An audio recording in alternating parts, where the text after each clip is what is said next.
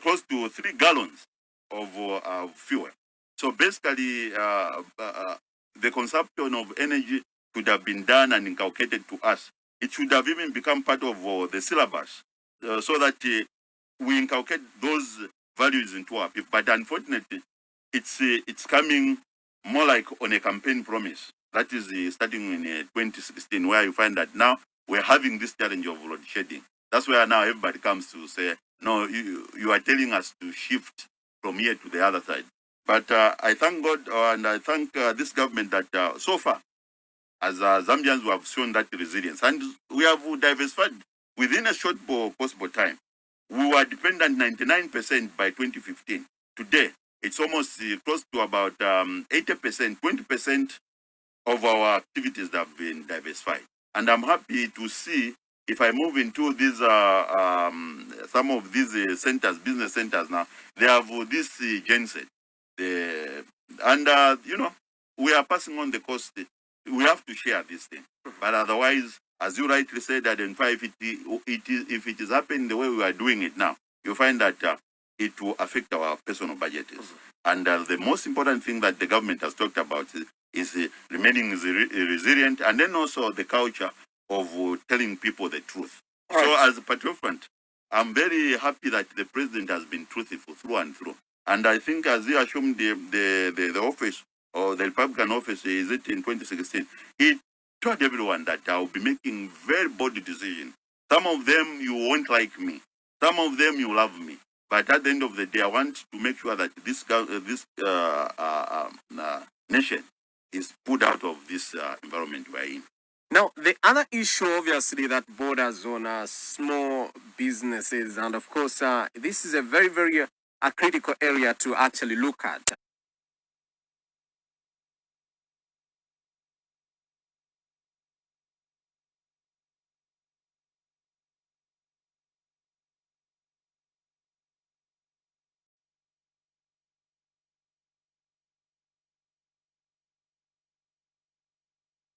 And of course, the head of state, spoke about, the impact of load shedding on these, people that are dealing in small scale businesses. Yes. Now, arising from this particular background, you will understand that there are so many things that these business entities have actually, gone through. We're Yes. talking about issues to do with load shedding, the barbermen, those who own salons, and Yes. of course, many others that rely on, energy or Yes. hydroelectricity, Exactly.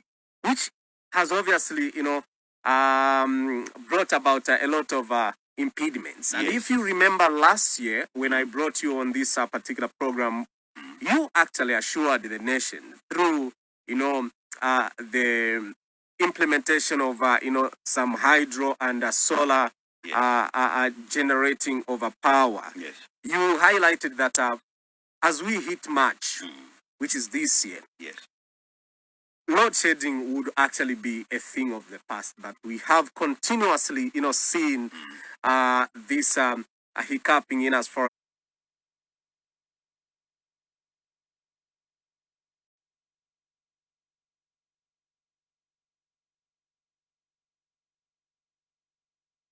as power generation is concerned. We are being load shedded every now and then. Sometimes people get load shedded like twice a day, Yes. even more. More. Yeah. So what has gone wrong with the assurance that was made last year and this time around? Yes. We had made the assurances that by March, this economy was supposed to be on its legs. But you have rightly brought the date very well, somewhere March, which was the end of first quarter. And this is the reason why now we have to bring in the thing of the COVID-19. And coincidentally, that's when the COVID-19 came on board. And if you look at the activities of COVID, it will literally stop the construction of the site there.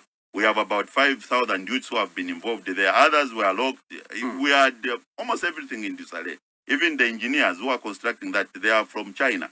So, the impact that COVID has had on our life. This is the 60th month. in which now education is being open, the bars are being open. You go and ask somebody if really COVID has an impact on their lives. They will tell you that it's real and it has had a negative impact on their businesses. And I'm happy that you have rightly brought this issue at this time, because the president, we have adjusted, but we have said we have to end this road shedding. Road shedding has to remain in 2020.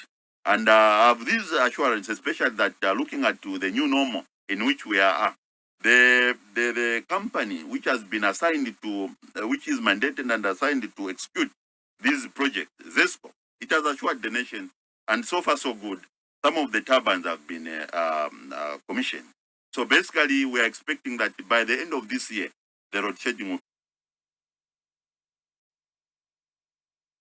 be no more. And that will mean for another coming 60 years, we won't be talking about this road shedding. The way we have been talking about, the tarmac, the drainages, those are old stories now. We do not look forward to hearing that the other road is like this. We have to look at now implementing roads in far-flung areas now. And those areas which have never had the roads now. But when it comes to electricity and road shading, I think the president had given us assurance now that this road shedding will come to an end, and it will come to an end this year.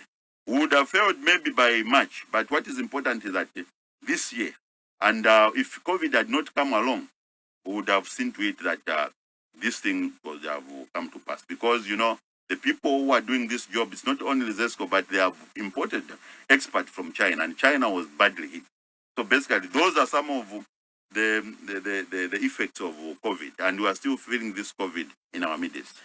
And of course, we still get to look at, the speech of the head of state, where he obviously has, put across a number of things in his speech. And of course, he spoke about issues of endurance, innovation, and entrepreneurship to the people, of this particular country. That's the message he obviously preached about.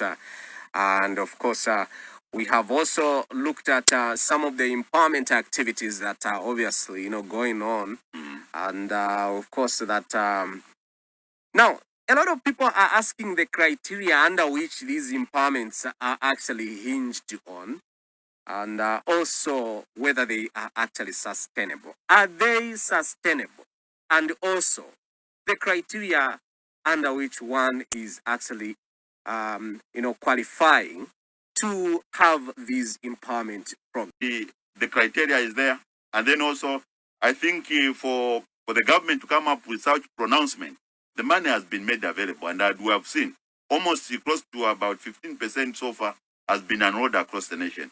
But there are these other nitty-gritties that the professionals, those who are in charge of this economy through the Bank of Zambia, and then also on the fiscal side, where they have been providing these initiatives to make sure that even those who are receiving these initiatives, they are not taxed. The reliefs, they have to be given to them.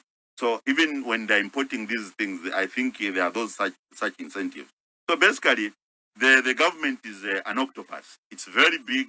It has the right people. And I think in the southern region, Zambia has well qualified, competent civil servant. And that is from the Ministry of Finance itself. We get to Bank of Zambia, which is in charge of the monetary policy. And then also the fiscal policy, which is controlled by the ZRA. So basically with us, the resources are available and the criteria is there. All right, and now, Mr. Mkondo, I'd like you to also give an insight of how far we've gone in as far as economic diversification and job creation is concerned, because I understand that, there was a pronouncement that was made, I think, in 2015 that by December, that was during the September address, if I'm not mistaken, by the head of state, Edgar Tagwalungu, when he actually addressed Parliament and said that by December, the country will actually have created, 500,000, jobs for the youths. And of course, that was, a pronouncement that was given by the head of state. And he obviously, in his last address on Friday, he says that government has identified economic, diversification and job creation as the key pillar to support Zambia.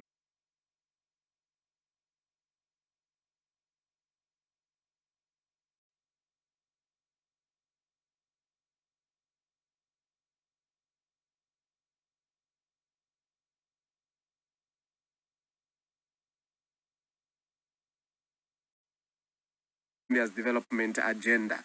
Now, in this regard, he went on to say that a number of interventions that have been implemented in the sectors identified as key drivers and enablers for economic diversification and job creation. The question is, when we look at job creation, would you safely say that jobs have been created for the youths and generally other people of this country, Zambia? And of course, what diversification, ways that have been taken to ensure that the country obviously does not only rely on a single activity in terms of turning around their personal economic maneuver. Yes. The best way to answer that one, I'll give you a very classic example of Kawambwa constituency, where we have Honorable Chilangwa as a good classic example of a hard worker. We have about 150, now 56 members of parliament. I'll pick Kawambwa for instance, and you see how we come up with these figures of how we are anticipating maybe even 500 or 5 million youths to be employed, because the youths in Zambia, they stand around 6 million. So basically employment is not only for youths, but it's for everyone. So if you go to Kawambwa, you find that within these 4 years, that honorable minister has created on average about 40,000 jobs. Just in one constituency. Kawambwa tea, it's up. Kawamba sugar, it's up. And through the means of commerce, they had come up with this, the provincial conferences, or is it where you do market the province itself? And Wapula stand out as one of the best provinces which has taken advantage of that. So on just a constituency level, you find that Kawambwa